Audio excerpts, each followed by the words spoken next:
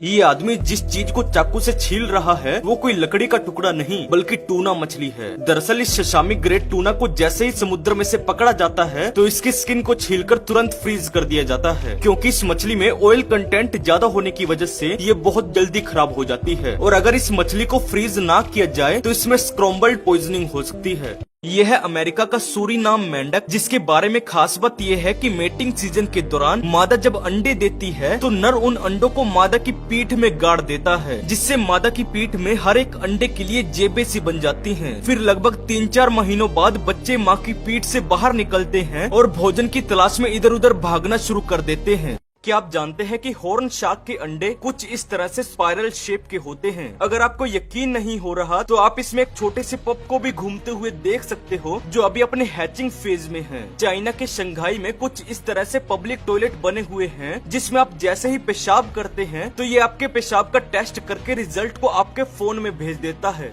ये है बीवर, जिसका ये मीम तो आपने जरूर देखा होगा। और आप यकीन नहीं करेंगे, ये जानवर इतना चालाक होता है कि जब ये अपने दांतों से पेड़ को काट रहे होते हैं तो वे लगातार ये सुनते भी रहते हैं कि पेड़ गिरना शुरू हो गया है या नहीं, क्योंकि बीवर्स की अधिकांश मौत पेड़ के नीचे कुचले जाने से ही होती है। इसलिए पेड़ को कुतरते वक्त रुक रुक कर वे पेड़ के गिरने की आवाज भी सुनते रहते हैं, ताकि गिरने से पहले वे किसी सुरक्षित स्थान पर चले जाएं।